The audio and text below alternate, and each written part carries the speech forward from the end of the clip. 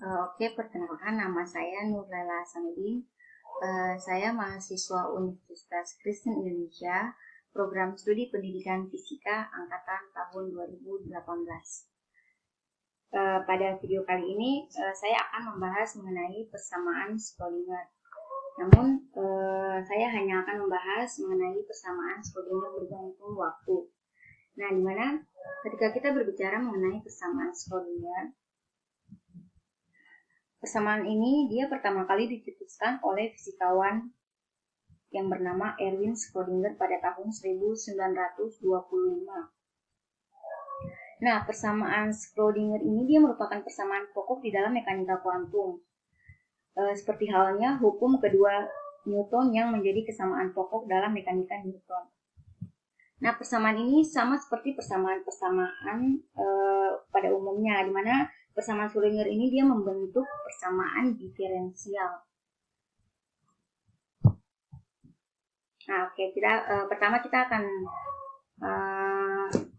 membahas mengenai penurunan persamaan Schrödinger, di mana yang di dalam kotak ini tidak lain dan tidak bukan adalah persamaan Schrödinger bergantung waktu. Persamaan ini sering kita gunakan hingga saat ini, atau dia lebih familiar ketika kita berbicara mengenai persamaan Schrödinger. Persamaan inilah yang paling sering muncul dibandingkan dengan persamaan Schrödinger yang tidak bergantung waktu. Nah, yang pertama-tama bisa dilihat di sini, di mana di sini adalah fungsi gelombang. Pada persamaan Schrödinger ini, pertama-tama kita turunkan menggunakan fungsi gelombang, di mana psi sama dengan A, E, pangkat I, Kx min omega T. Nah,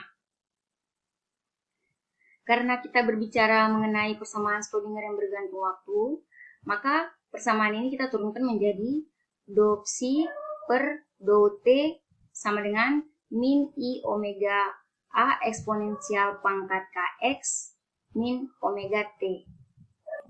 Nah, dari persamaan persamaan di atas ini, kita turunkan lagi, kita sederhanakan lagi menjadi psi sama dengan A eksponensial min I omega T. Nah, kenapa kita hanya menggunakan omega T? Nah, karena yang akan kita bahas kan mengenai persamaan Schrödinger bergantung waktu. Jadi karena kita ingin tinjau persamaan Schrödinger yang bergantung waktu, jadi kita hanya tinjau psi dari fungsi omega T saja. Makanya kita hanya menggunakan persamaan ini. Nah, atau kita tulis psi sama dengan A eksponensial pangkat min I omega T. Nah, setelah kita mendapat persamaan ini, di mana psi sama dengan A eksponensial pangkat min I omega T, kemudian kita turunkan lagi menjadi do psi per do T sama dengan min I omega A eksponensial pangkat I omega T. Nah, di sini bisa dilihat A eksponensial min I omega T adalah, bisa dikatakan adalah psi. Nah, kemudian karena psi sama dengan A eksponensial pangkat min I omega T, maka kita jabarkan lagi dari persamaan ini, dia menjadi do psi per do T sama dengan min I omega psi. Nah, setelah kita mendapat do psi per do T sama dengan min I omega psi, kemudian kita jabarkan lagi menjadi atau kita tinjau lagi dalam bentuk energi, di mana E sama dengan H bar dikali omega, seperti ini. Nah, setelah kita mendapat ini, kemudian kita kali 2 ruas, menjadi E dikali psi sama dengan H bar omega dikali psi. Setelah kita mendapatkan ini, kita kali 2 ruas lagi menggunakan min I. Bisa dilihat di sini, maka dia jadinya min I E psi sama dengan min I H bar omega psi. Nah, selanjutnya dari persamaan ini, di mana min I E psi sama dengan min I H bar omega psi, kita turunkan lagi, di mana pada bagian ini kita kalikan silang, sehingga dia menjadi min I E psi sama dengan H bar min I omega psi. Nah, selanjutnya bisa dilihat di sini pada bagian ini kan dia tertulis min I omega psi. Nah, kita lihat pada slide sebelumnya, di mana di sini kan tertulis do psi per do t sama dengan min I omega psi. Nah, pada bagian ini kan sama dengan bagian yang ini. Nah, maka kita turunkan lagi atau kita jabarkan menjadi min I E psi sama dengan H do H bar do psi per do t, karena do psi per do t sama dengan min I omega psi. Selanjutnya kita ke bagian yang selanjutnya. Di sini tertulis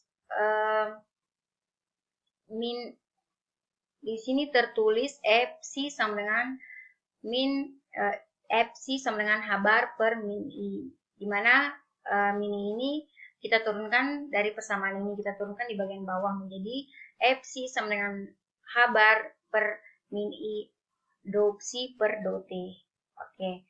Selanjutnya di sini bisa kita katakan sebagai permisalan. Nah, bisa kita tulis di sini E psi sama dengan H bar per min I. Ini kita turunkan dari bagian yang ini. H bar per min I do psi per do t. Nah, ini kita permisalan di mana kita kalikan dengan I per I.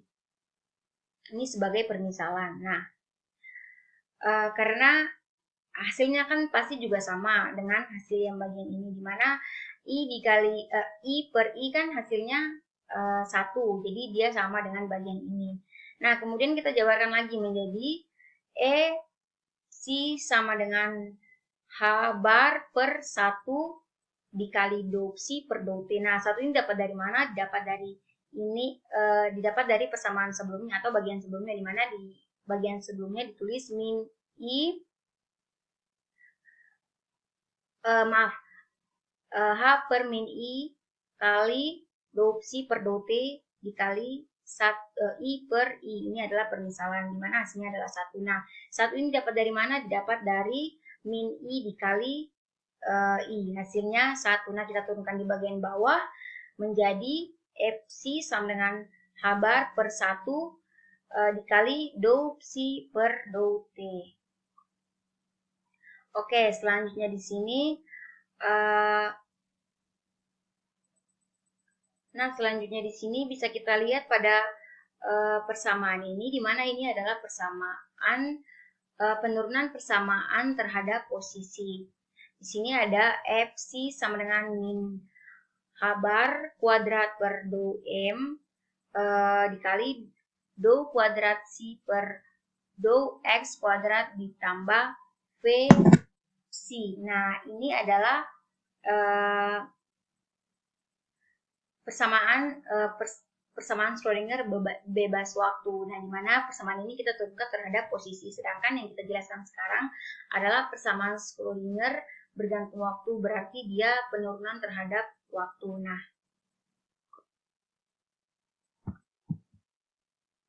Nah, dari persamaan atau bagian terakhir yang kita dapatkan hasilnya seperti ini. Nah, kemudian selanjutnya di sini kita tuliskan E psi sama dengan I H bar do psi per do t. Nah, di sini bisa dilihat bahwa E psi itu dia sama dengan I H bar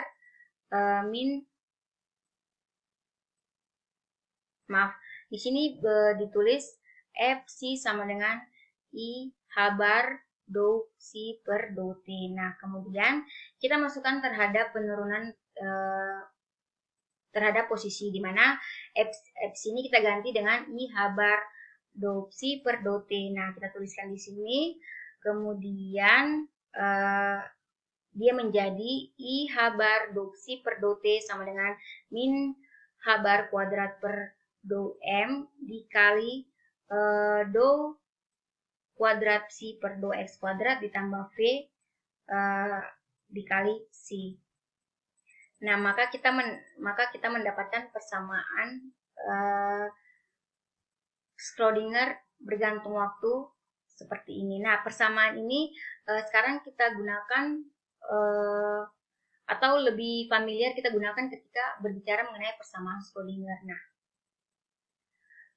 sekian yang dapat saya sampaikan. Kurang lebihnya saya mohon maaf. Terima kasih.